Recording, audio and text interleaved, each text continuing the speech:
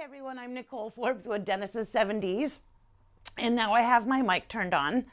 So today we're here to talk about summer container maintenance, including hanging baskets, and just how to keep your summer annuals looking good throughout the season.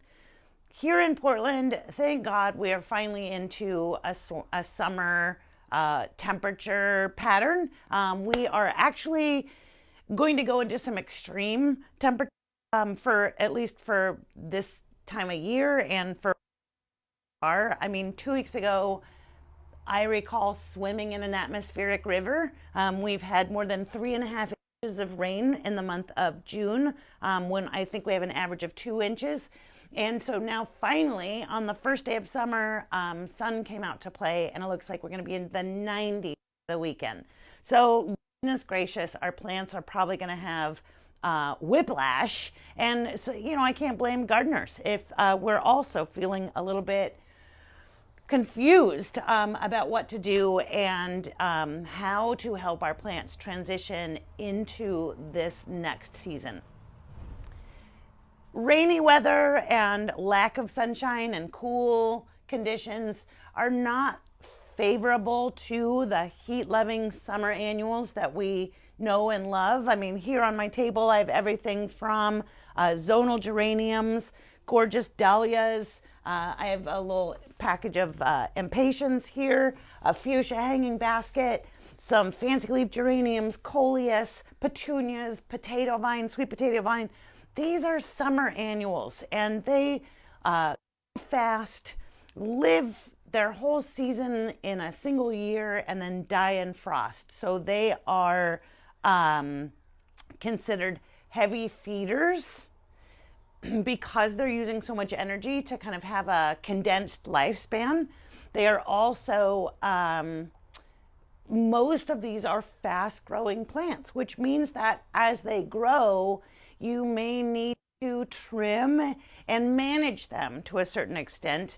And certainly if you're putting plants together in a container, such as something like this basket where we've got many different plants together, we need to make sure that they all grow well and perhaps at the same pace, or if they grow at a different pace, we can pinch back and help to kind of corral the faster growing plants so that they don't overtake the container. Coming into a warm pattern that we're about to see can cause some challenges for watering straight off the bat.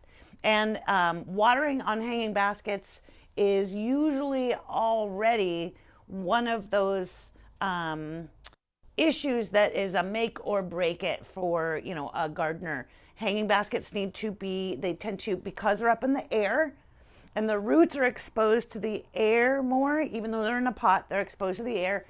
Hanging baskets dry out faster than a container that's sitting on the ground. I mean, if you took the same hanging basket off of, set it down on its pot base, it hold more water or hold its water longer than if it were hanging. So knowing right away that hanging baskets need to be watered more frequently. Also, the size of your container. This is a 14-inch. I'll show you kind of from the bottom. Oh no, it's a 12-inch, sorry. This is a 12-inch plastic container, which makes a really beautiful sized hanging basket when it's nice and full. But sometimes you'll see hanging baskets that are down to the 10-inch size, even 8-inch size. I like 12-inch, even 14-inch, and then we see the big ones that the cities use, like a city basket, which is a significant sized basket. But the larger the basket, the more water it's going to hold to help take you through the day, for example, so that you're not necessarily watering twice a day, with the exception of extreme heat. As always, if you're following along today and watching class, there is a handout that goes along with this topic. It is a link that's just under the description or the title of this video, so you'll find it way up top that you can click on. If you have any problems finding it or accessing it, just let us know and we'll link it directly to you in a comment. it's important to get a feel for watering. And with hanging baskets, I guess one of the easiest ways to do that is by their weight. Know already that in many instances where they're hanging, they may not even receive rain. So you're possibly already like, onto a pretty steady pattern of watering your baskets, because if they're hanging under a porch eave, under a roof overhang or something like that, then they're not going to have gotten water. But even if you've been watering your hanging baskets since Mother's Day, for example, when you got them or whatever, it's been cooler out and more moisture in the air, so you haven't had to water them as frequently as you will when it gets warmer and drier. But the weight of a hanging basket, so again, this 12-inch basket, and the fact that I am very strong, but the fact that I can easily lift it over my head with a single hand shows that it's on the lighter side. It's not wilted yet. It doesn't look like it needs water, but we don't always want to let our plants go to a full wilting stage before we water them. This is, if this were fully watered, it would be something that I would probably need to hold with two hands, and I certainly wouldn't, linger with it up over my head. So it's going to at least double in weight once it's fully watered. And so just kind of checking if your hanging basket's on a hook, just by kind of gently feeling the weight of it, by kind of trying to pop it off the hook. Don't pop it off the hook and make it fall, but gently feeling how heavy it is will help you to determine whether it needs to be watered right away or if it can, wait another day, for example. Baskets that are in shade will need to be watered less frequently than baskets that are in full sun as well. So when we water, whether it's a container or a hanging basket, we want to water until the water runs out the drainage holes in the bottom of the pot. So no matter the size, we want to see it go thoroughly through the container and out the bottom. And then it's always a good idea to go back and feel your container again. Just kind of touch the bottom of that hanging basket and confirm that it's much, much heavier than it was when you first checked it. And if not, then it needs to be watered again. Occasionally, when plants get really dry, the soil will pull away from the sides of the container and sort of condense into a tighter little brick. Then trying to water that really dehydrated soil, often the water will just run over the surface and out the bottom without being absorbed by the soil. So it's possible that either watering several times or even a little bit so that the soil has a chance to grab on and absorb some of that water as it passes through, or even using a large, like a wheelbarrow, a large bucket, and submerging the entire plant, basket and all, into a container of water to let it completely soak up and absorb it, so that then when you check it and weigh it, it's much, much heavier. That's going to have gotten it fully hydrated. So so water runs through, but making sure that as it passed the soil was able to grab onto it. That's again, efficient and effective way to water. However, still, how mature planting is, like if you have a large container planting, a nice large ceramic pot on your patio, for example. I just potted some up recently. And because they're young plants, in a big container, I know that there's a lot of soil that's down low that holds moisture once I've watered, but my plant's roots are only up in the top 4 or maybe 6 inches of that pot. So I also know that as the sun warms and beats down from the top, the upper layer of that container is likely to dry out a little bit faster than the bottom that may retain some of the moisture and has no plant roots available to kind of drink it up. So that's got to just evaporate over time.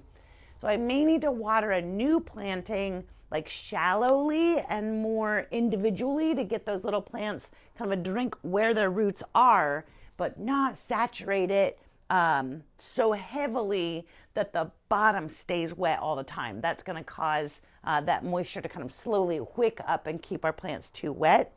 And it's a delicate balance between too wet and too dry to keep our plants happy. It is also really common looking at the forecast and seeing that we're going to have some, 88, 93 degree days, which, as I mentioned, first, if you're in another part of the country, you're like, oh, boo-hoo, Portland, 93. I know everybody else has just been like baking in misery, and we are fortunate to have both the rain and cooler weather. So I feel in other parts of the country, but here, because we haven't had this yet this year, we might be prone to do what I call panic watering. So panic watering is also not a good idea and can cause us further problems down the line. Overwatering plants, watering, your landscape every day for 30 minutes is just way too much. Deep watering, effectively using that water and making sure that if it's just an extreme weekend of temperature, maybe you put up some temporary shade, throw up a few umbrellas over your new plants or new plantings, drag a patio umbrella over, or even drape shade cloth or frost cloth over young tender plants so that they just don't get sunburned and cooked, rather than just trying to compensate with water.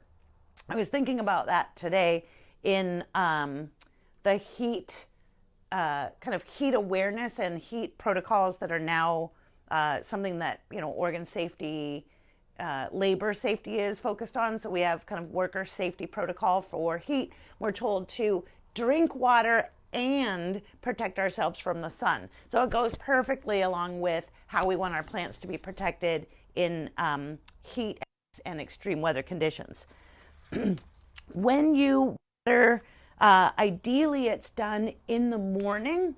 So if we can go out and water before plants are in a lot of hot, intense sun, then they go into the heat of the day hydrated and kind of able to handle it, rather than watering in the evening when plants may be, hot, already in like a partial wilting stage, and now we're trying to like make up for lost water usage. So ideally morning watering is best while temperatures are still cool. Your plants will be able to absorb it without too much water also just evaporating while you're watering. And as I mentioned, on certain hanging baskets in like full hot sun during extreme temperatures, it's possible that you'll need to water them both morning and evening to keep them fully hydrated. Ideally, you want them to dry up, kind of water before the sun sets, or not, like in the dark of night, so that they do get a chance to dry from the sun before it gets dark. Occasionally, with the kind of changing temperatures and lots of moisture in the air or humidity in the basket, we can see a powdery mildew outbreak, which I will cover a little bit later when we talk about diseases and problems.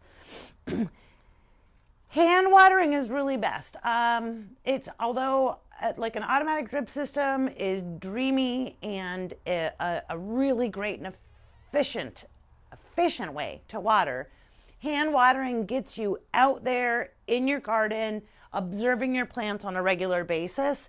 And while you're watering, you can easily, if you're like me, you always go out in your garden with pruners. So you're like, oh, I've got the watering can or the hose in one hand. I can snip or kind of clean something up with the other hand, or pinch off a few dead blooms while you are watering the plants.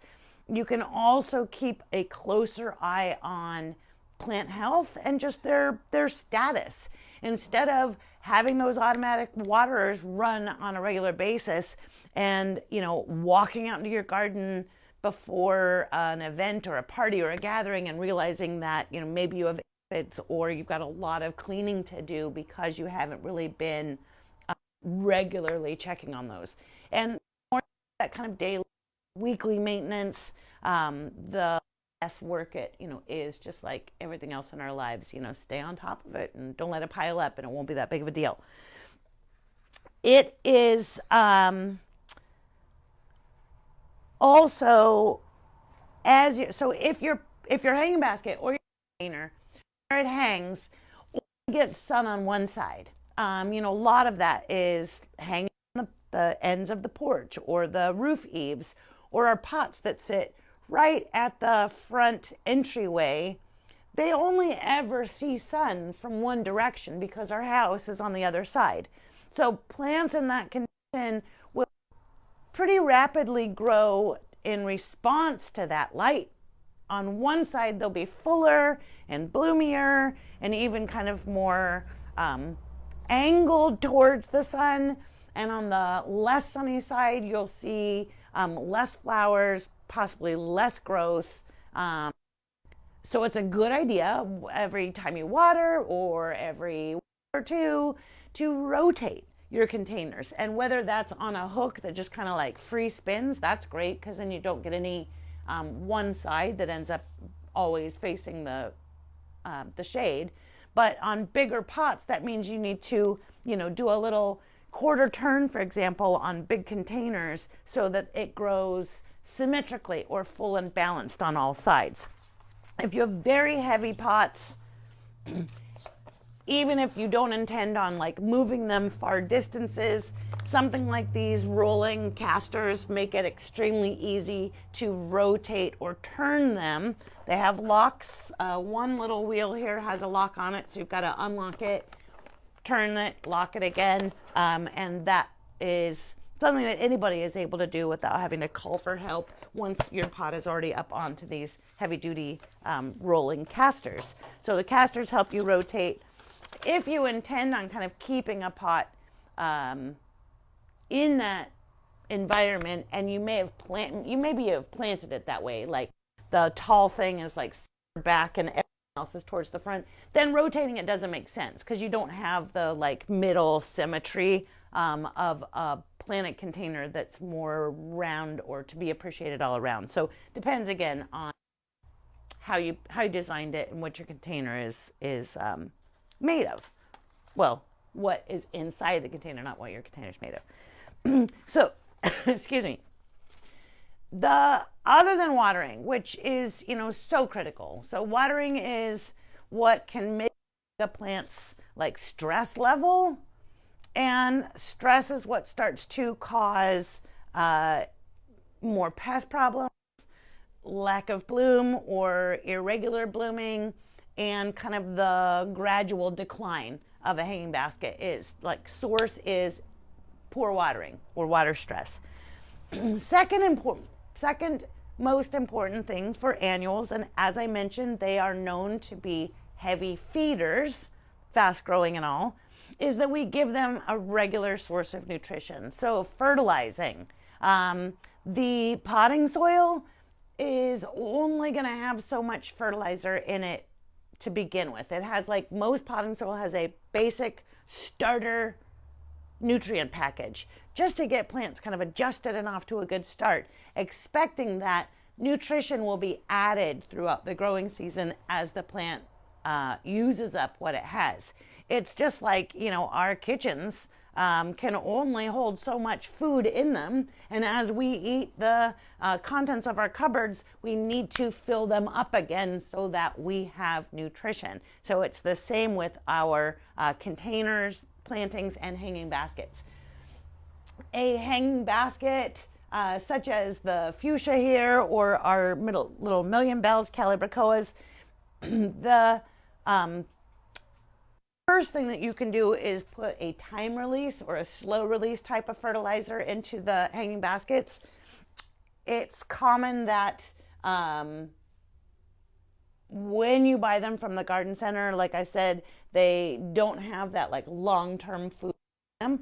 So something like Osmocote, this is 14-14-14, so an all-purpose blend. Following the directions, a little like a scant capful, sprinkle it into the top of the container and then water that in. And every time you're watering the plant, it's going to get a little dose of the fertilizer as it kind of breaks down in the pellets that are that this contains. So something slow release, time release into the pot is a great idea to just get your basket off to a good start. Same with container plantings, whether that is a granular bloom booster or a vegetable food or an all-purpose, anything granular is going to be a longer, slower feed for plants, so it's going to be more sustainable and long-term. Osmocote feeds for 4 months, but our like GMB bloom booster feeds for 4 to 6 weeks. So depending on what you're using, your repetition will be based off of your guidelines on the product. Granular fertilizer is that slow and steady feed. And then liquid fertilizer is more like a little pick-me-up for a plant. I kind of consider it more like an energy drink or a little cup of coffee snack. So liquid might start out as powder. This super blue here, for example, is just powder, and you mix the powder with water to give the plant in liquid form. This Tiger Bloom by Fox Farm, or many of us are very familiar with Alaska fish fertilizer. This is the bloom fertilizer, so 0, 10, 10 on Alaska. These are liquids that get diluted with water and then either applied in a watering can or, from a bucket or a milk jug or whatever it is that you've got.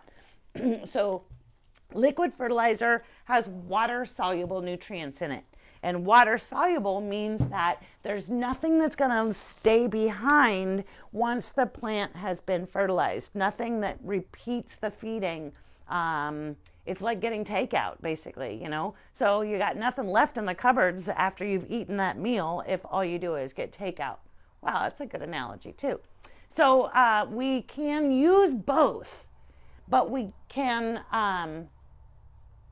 expect to see more immediate results from a liquid feed and a longer term from a granular. If all you do is rely on liquid fertilizer, it's like living at Starbucks, so you've got to keep yourself maintained with a caffeine level or a nutrient level to avoid like peaks and lows. So having that little dash of slow release is going to keep the plant from hitting bottom, so to speak, so it doesn't run out of nutrition and kind of go into these like bloom cycles where it looks great and then it's not great and it looks great and not great. When you liquid feed, as I mentioned, it could be into, mix it up into a bucket, mix it up in a jug, market plant food, thinks that it is something that it's not, and then just when your plants are in need of it, just water it in. We try to avoid watering a plant that's fertilizing a plant that needs water first. So you can cause a burn if you've got a really dry plant and you decide, oh heck, I'm going to just fertilize when I water. So really dry plants should be watered first. Then you can just throw in, a little dash of liquid fertilizer to top it off, and that way it's going to absorb it instead of having a lot of that run through.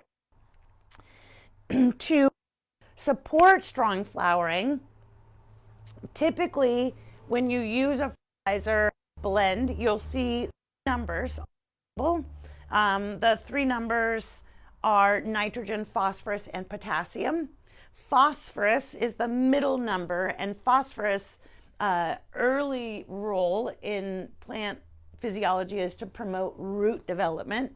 And later in life, where it's regarding hanging baskets and containers, phosphorus's role is to promote flowering, fruiting, and seed set. So that means that we see the middle number higher in plant food that encourages vegetables or flowers, like a rose and flower food, a bud and bloom booster. And as I again kind of show, this is kind of off the charts super bloom. I would only use in like hanging baskets that you're watering a ton, or containers that you've just got full of flowers. This is 1255.6, so a ton of phosphorus in super bloom. Osmocote 141414, so this is considered more of an all-purpose where all 3 numbers are the same. Our Tiger Bloom here is 284, so it's a ratio 1:4:2, and then Alaska more bloom 0, 10, 10. So phosphorus and potassium, but no nitrogen, which is the first number. And nitrogen is like leafy greens. So if we gave our little Calibrachoa hanging basket a heavy dose of nitrogen fertilizer, it would slowly, its response would be that it would slow its bloom down and start growing lots of big green leaves, or lots of foliage instead. So the plants will respond differently to the different formulas of fertilizer that we give them, and that's what you want to be looking for, is that higher phosphorus, or at least an all-purpose. But like I say in the handout, you've got vegetable food, and you have a special bag of fertilizer for your one precious hanging basket. Give it vegetable food, because vegetables have to flower to make us fruit. So by all means, tomato fertilizer is going to be great for a hanging basket in a pinch. Speaking of pinching, so deadheading, trimming, and pinching is the next kind of step on maintenance for our baskets. And this is one of those things that I think new and novice gardeners have a hard time wrapping their heads around. I mean, you work so hard to make them grow, and then you're gonna pinch them back and prune them back. It doesn't make a lot of sense, but you'll see the need for it as plants get a little kind of stretched out and maybe kind of tired looking. That refreshing the plant by trimming it back can really kind of breathe a new life. It's just like getting a haircut. I mean, again, we grow our hair and want our hair to keep growing for sure, but we also need to get it like tidied up and trimmed every so often to look good. And so that's exactly what we're doing with deadheading and pinching and trimming. Deadheading is simply the practice of removing scent flowers before they've set seed, so that the plant is stimulated to create another bloom. So a really great and easy example of something that is commonly needed to be deadheaded is a zonal geranium. And we see the difference between a beautiful fully open flower, a freshly developed bud with the first blooms out. Here we have a flower bud that hasn't even opened yet. And then we've got a flower bud that needs to be removed. It's gotten wet.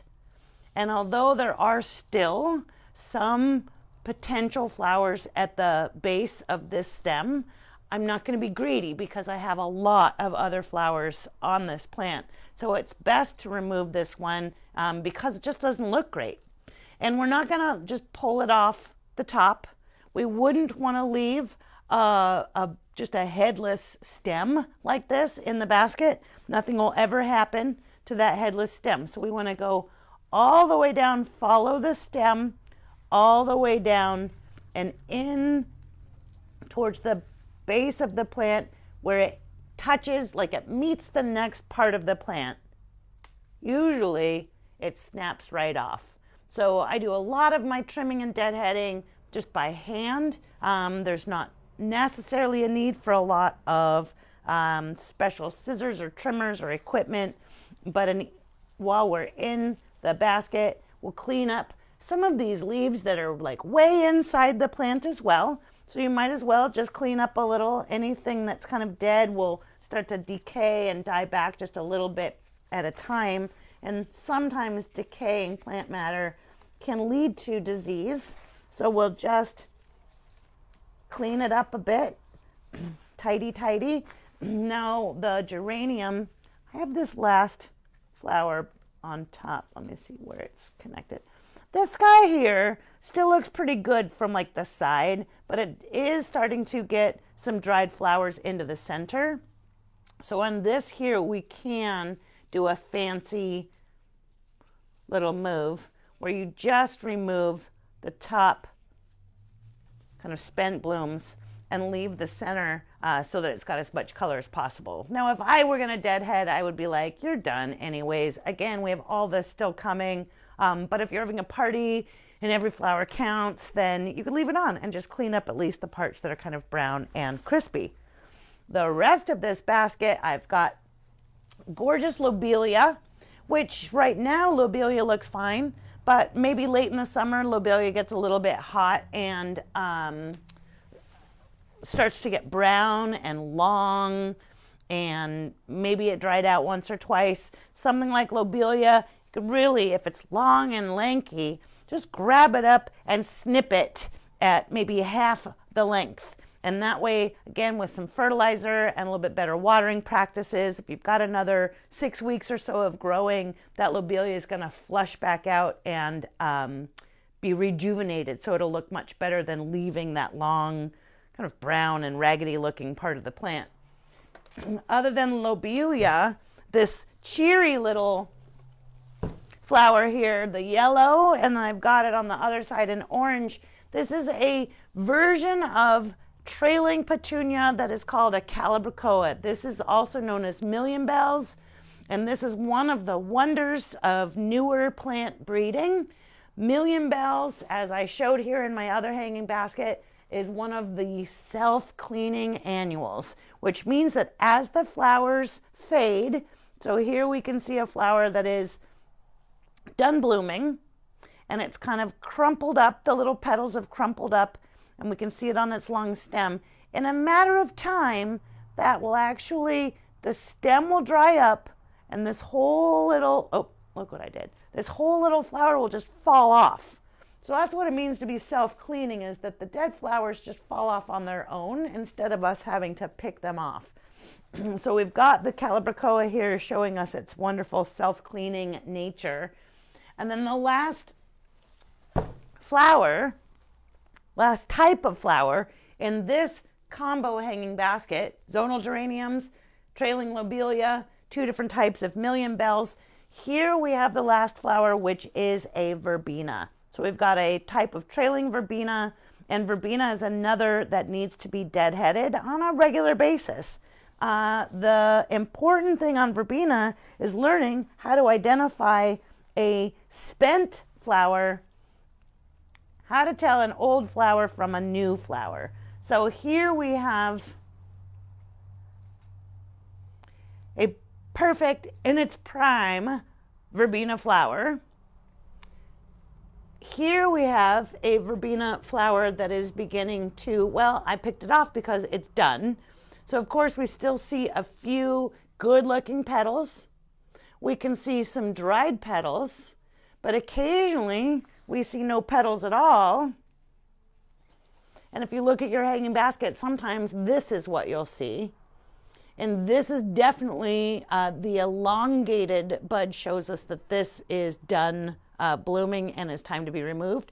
So we want to go down again, similar to the geranium, far down the stem and pluck it off where it connects to the rest of the plant, instead of just, you wouldn't just pluck it off the top and leave a big headless stem.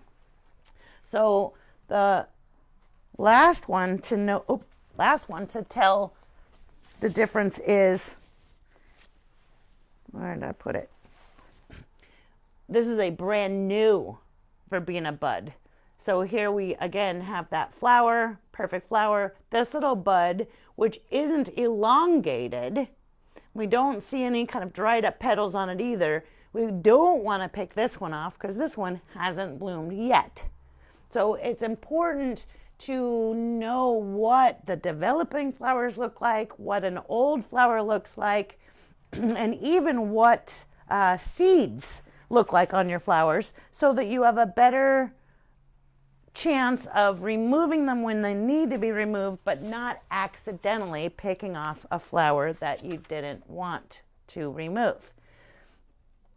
Dahlias, another great example of how to properly deadhead a dahlia. I'll just take this guy down. So dahlias are heavy blooming plants that they love the heat of summer. And so this dahlia here is a great example of, here, was this help, Becky? Yes. Oh, let's see. Here's a great example of a dahlia that is just going bonkers in the warm summer months.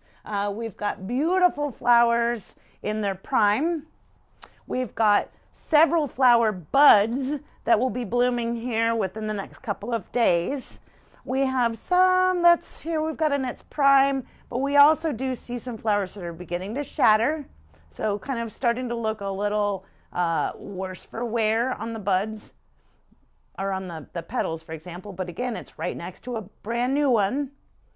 And then here we have a dahlia that is done completely. And we need to deadhead all of these. And down lower on the plant, we can see more buds developing. One little headless stem here of someone who perhaps needs to be educated more on how to deadhead a dahlia. We don't just pop the top off again and leave a stem. Nothing's ever going to grow back from there. So after a while, if you deadhead like that, you're going to have a big, like, stumpy dahlia forest instead of lots of flowers. So using the dahlias are a little bit easier to use snips or scissors or my clippers to deadhead them. I'm going to take this old stem that we've left, but down at the base of the stem, I see a little bud forming. So I don't want to cut it past the bud. I'm going to cut it just above where that little bud is forming. You can see where similarly a cut has been made before, which left this flower to bloom. Again, we've got a brand new flower next to a flower that's done. So we'll prune this one. Same.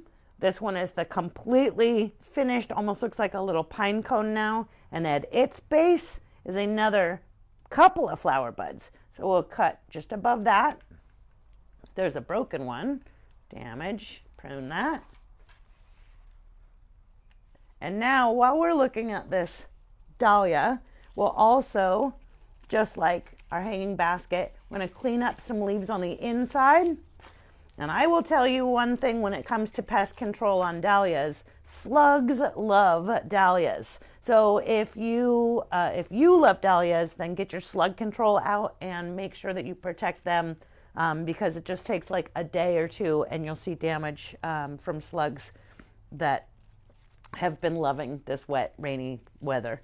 Now, I also see in here, as I mentioned, we've got some yellowing leaves. Just clean those up in the bottom. We don't need to leave that. And I don't panic. You know, yellowing leaves don't make me worry about it unless there's something wrong with them. And a couple of these yellowing leaves do have something wrong with them, which means that we're going to put the dahlia on the watch list. I see a little bit of powdery mildew developing, which is no shocker, again, with the rainy, wet, cold spring that we've had. Powdery mildew, the early stages of powdery mildew, and again, dahlias and powdery mildew, it's one of those predictable problems that they're going to have. Early stages of powdery mildew will show us this odd curling of the leaf. So normally a dahlia leaf should be pretty flat, uncurled.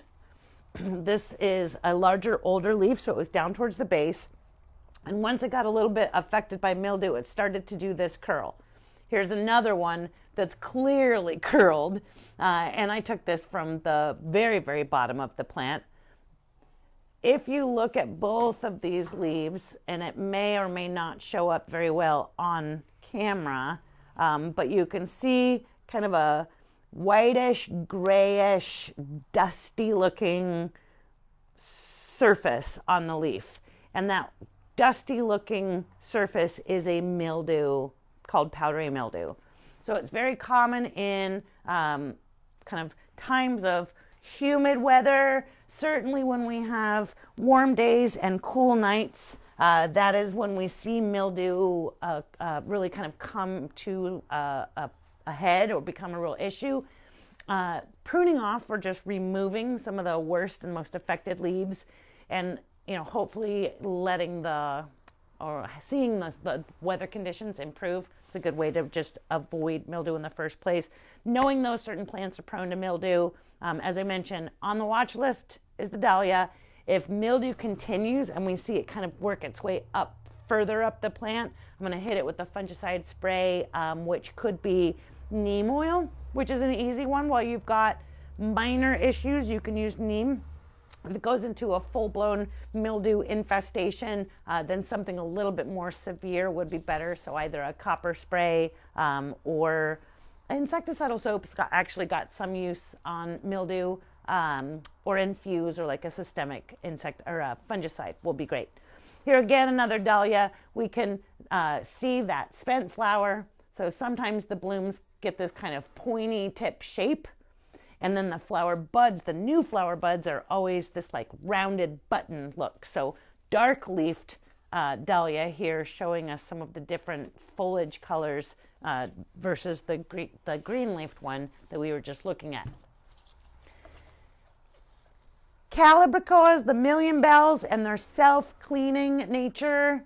As I mentioned, that they are like a marvel of the plant breeding world, because they are an improvement over the old-fashioned kind of standard petunias that we've all grown up with.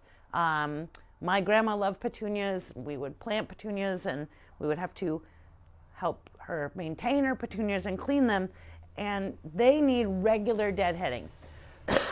Excuse me. The larger flowers don't hold up well in rain. They don't last terribly long, so they end up getting kind of icky looking and need to be removed. And petunias grow like crazy. So we can see this is kind of one of the newer cool versions. It is also wonderfully fragrant. I think this is called Midnight Sky or Night Sky.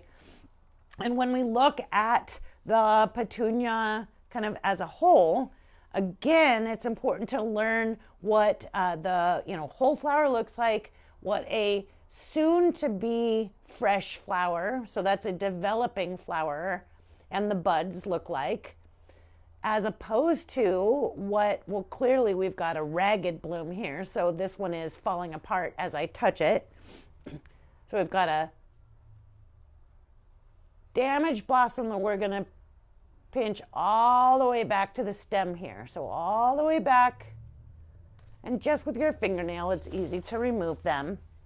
But you'll also see further down inside this plant a couple of spots where they've not been deadheaded properly.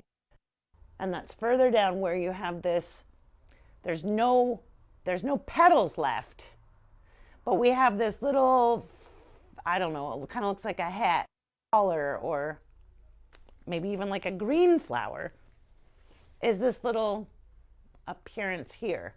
And if you actually look deep inside of this,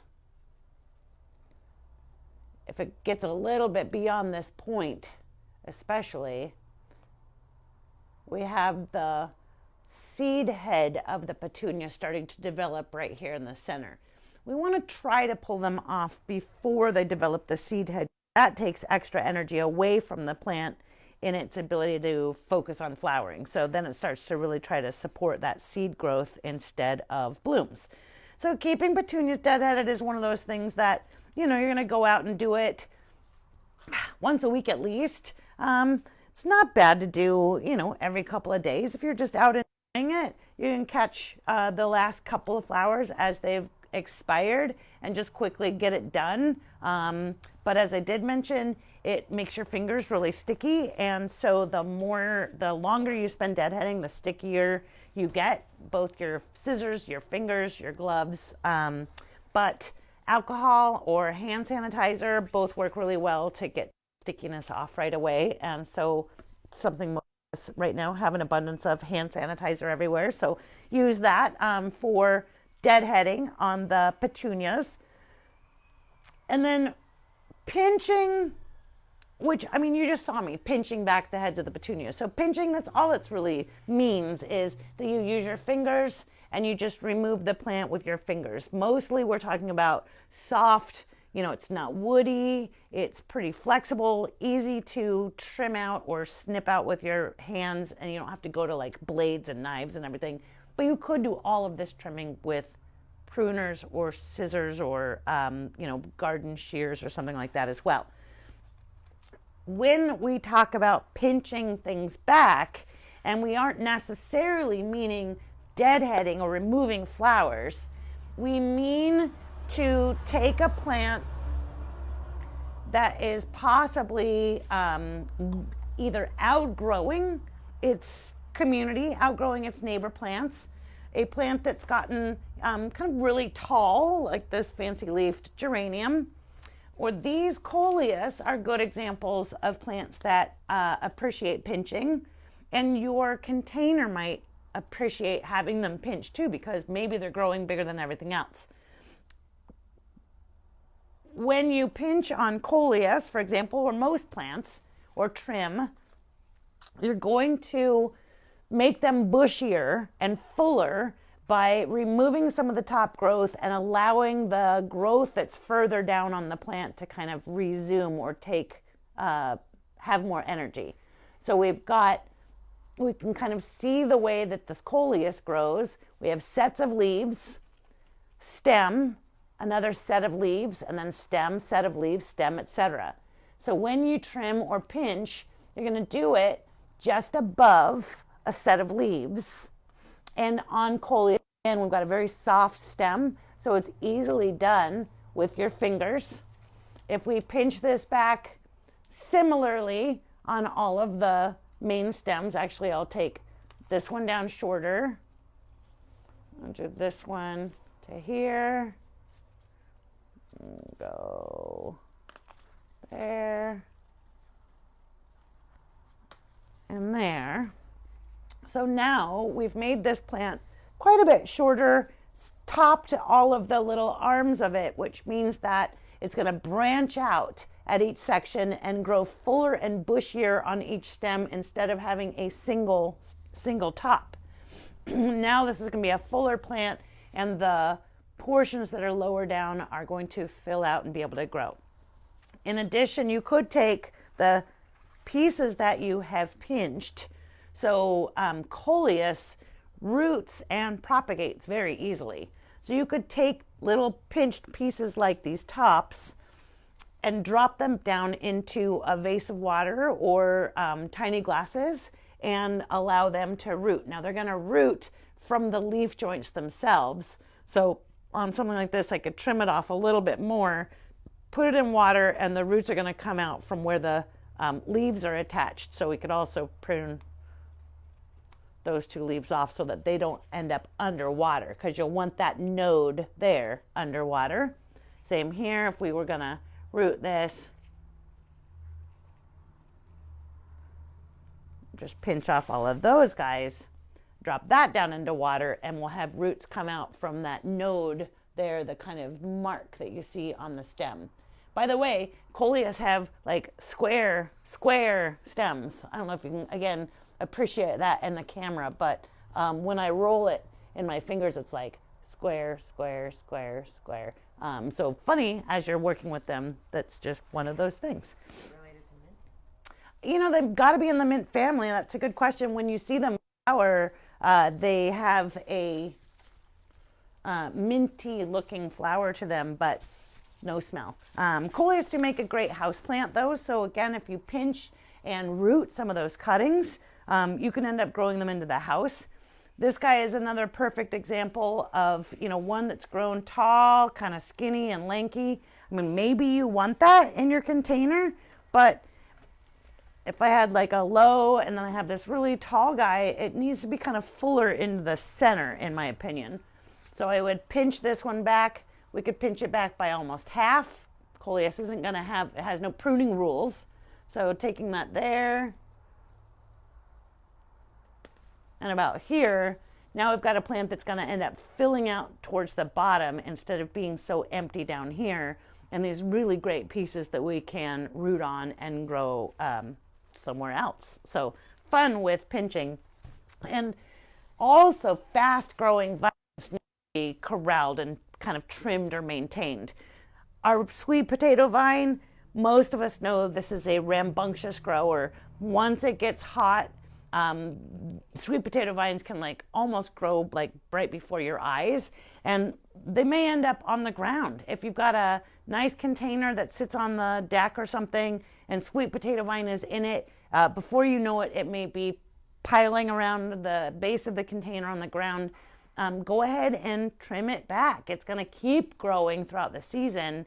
And if it begins to, overtake and overcome a lot of the flowers in the container, they are going to slow down their flowering and productivity as this big kind of hulking potato vine takes over everything. So trim it back some, make it behave and kind of stay in its spot and do its intended job, which is as an accent, not overtake the whole container. And then this time of year, you may be like, maybe you're still doing containers because it's been so crummy and you're finally just feeling like gardening. Good for you because it's time now. And what you might find at the garden centers are maybe some deal plants, maybe some plants that have like gotten leggy or stretched. I have this 6-pack of impatiens, as I showed earlier, which normally, when you buy impatiens, they're kind of short, tight little plants. This is obviously a 6-pack that has grown quite a bit, and it might look a little bit funny if you took this home and you planted this in the ground. Again, it's just got a lot of bare on the base, so we wanted to fill out a little bit instead of being so tall and leggy, which means, yeah, you're gonna trim off the flowers in order to make the plant kind of grow back better, but it's got lots of time to do that, and it'll be better off for it. It won't look so scruffy and leggy. It'll be a fuller, lusher plant in the long run. So I can see flower buds and leaves growing further down on the plant. So what we're gonna do, you could, again, do this with your fingers, but I'm gonna just do it with pruners. So I'm gonna cut just above where I see the little bits of growth.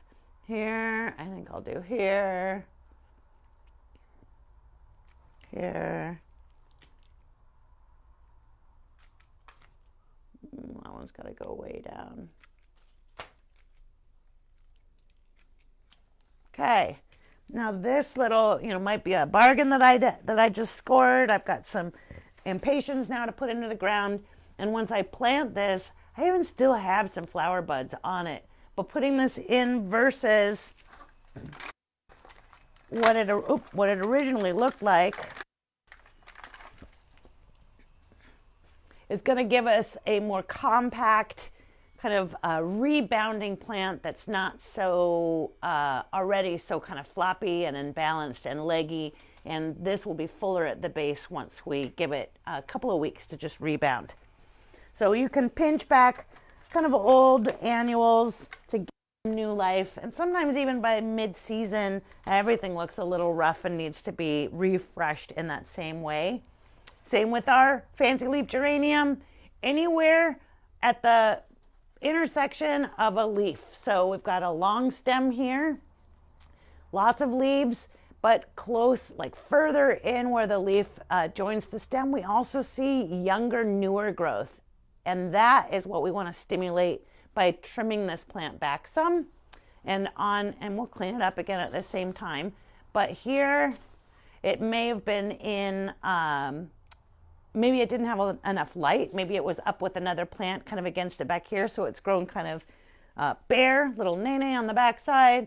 So where I want to cut this, it's all like a judgment call. Just like carpentry or whatever, you can cut high and then take further. So you can be less aggressive and then decide to be more aggressive after the fact, which means we could be like, oh, I just want to cut there.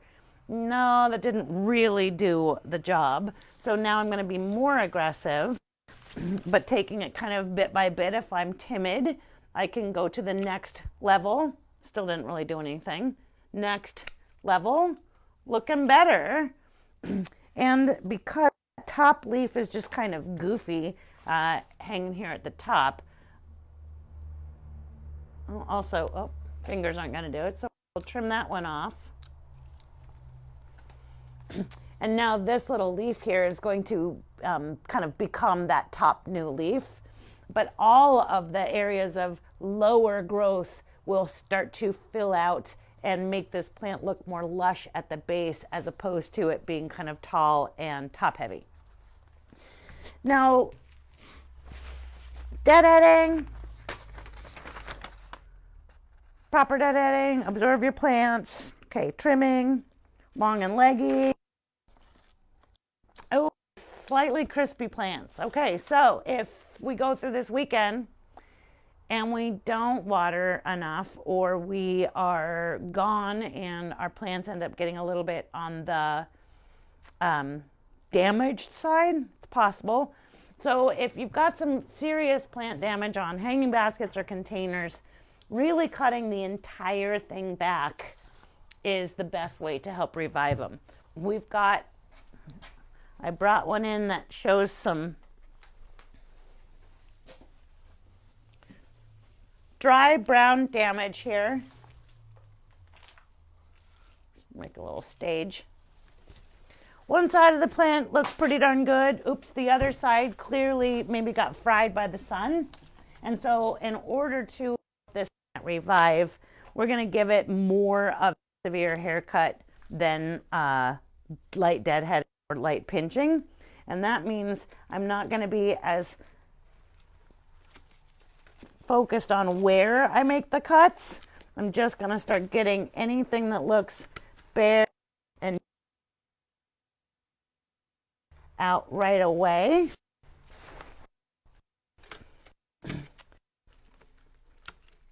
And that way, again, we can start to evaluate what's left and how able we are to survive the looking portions of this basket.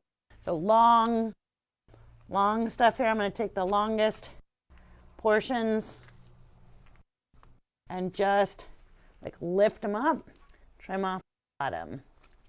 It's not as easy to do backwards like this, so I'm probably not doing as thorough a job as I normally would. We're not cutting everything off. We've got some up, but it's already starting to look a little bit better, even just getting the brown out. So again, you're gonna spend a little kind of rotating the basket, or if you've got a hook or hanger that you're able to have adjustable height, that's pretty sweet because you can pull it down, work on the basket, put it back up. But always choose to take the basket down to work on, as opposed to stepping up on a step stool or a step ladder, which is much less safe. And I would hate to have any basket maintenance related injuries that would take you out of commission for the rest of the summer. So how to maintain, again, one that maybe got forgotten as far as watering goes, give it a nice big haircut. Then possibly, if it's gotten crispy and dry, we want to set it off in filtered light or a little bit of light shade for the next week or so. Give it a dose of fertilizer and a little bit of time to recover. And within the next couple of weeks, those plants that you've trimmed and paid attention to will show their appreciation, and in most cases should revive and rebound in no time. With that being said, I've got to address pests, because that's another reality that we will see with the coming weather. With spring, rain, it's all been about slugs. And even though we're talking about container plantings and hanging baskets, slugs can get into those containers and hanging baskets. It's sometimes hanging baskets sit on the ground. Sometimes slugs come in on bird feet. I don't know how it works, but slugs end up in pots and hanging baskets, in soil as we move soil, or in the plants that we plant into our pots or hanging baskets.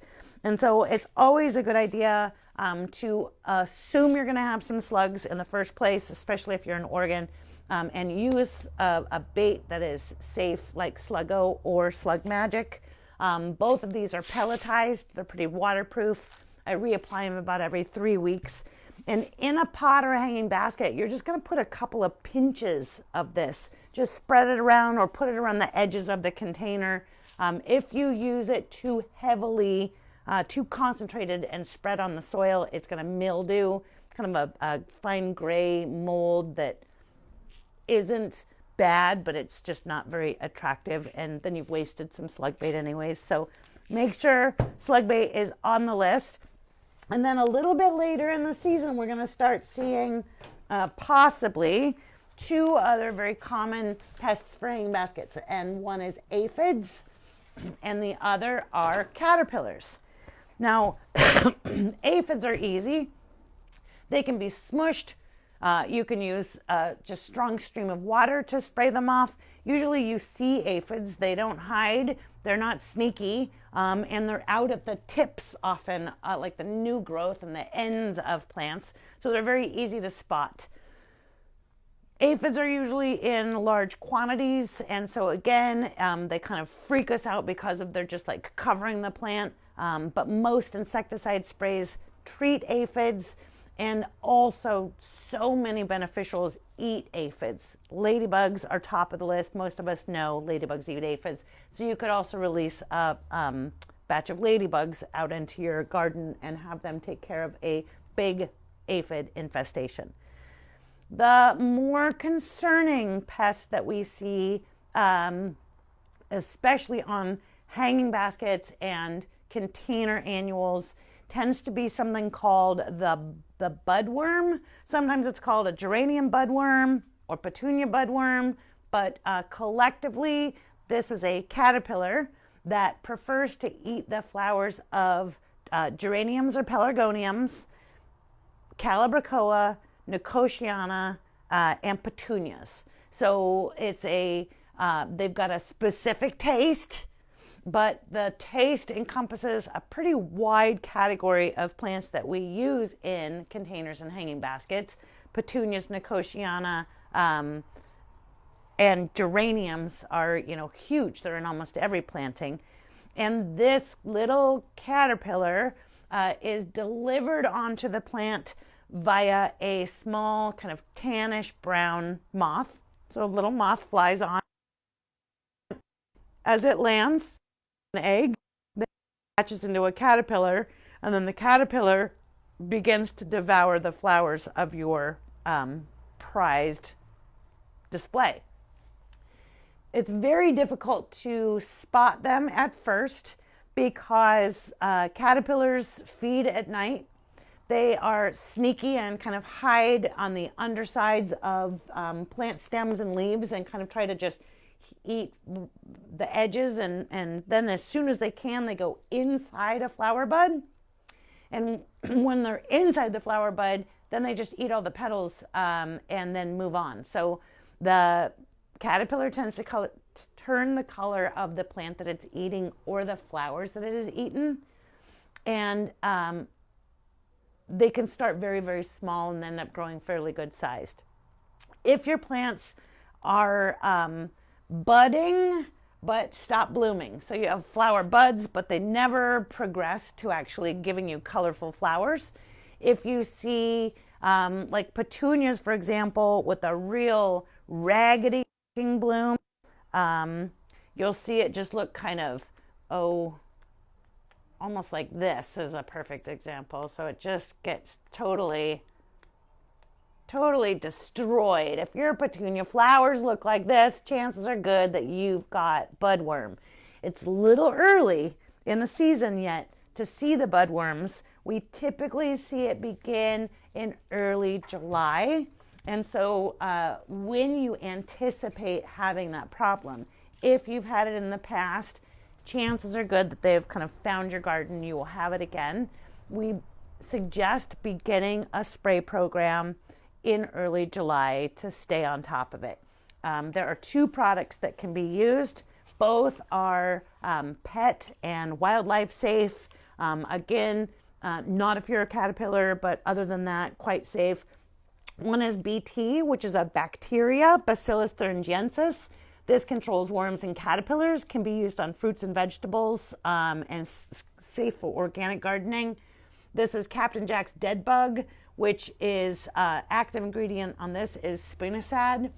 This is also for like chewing insects, which include worms and caterpillars, thrips, and a few other listed pests. This is not going to be very effective on aphids, but often like insecticidal soap and aphid sprays are not effective on caterpillars. So Either one of these products, depending on what you prefer to use, they can both be ready to spray, or we have concentrate. And the label is going to direct you to reapply on a frequent basis so that you stay on top of the next round of caterpillars again and again and again through the growing season. So it's not a one-time spray, it's a multiple sprays to be able to kind of keep it in control. If that becomes way more than you can handle, again, there are many other hanging basket plant options and flowering container annuals that are not petunias, nicotiana, or geraniums that do not fall prey to the budworm, and that would be something that you could choose to completely avoid the problem. I hope that this has given you lots of detailed information on how to maintain your flowers, your hanging baskets, both fertilizing, pest control, and trimming and maintaining. Not something that we've normally, focused on in a video, and hopefully it comes across in video format. Sure wish you guys could all come in person, but one of these days, again, we will be meeting that way sometime soon. And until then, thanks for watching. Everyone, happy gardening.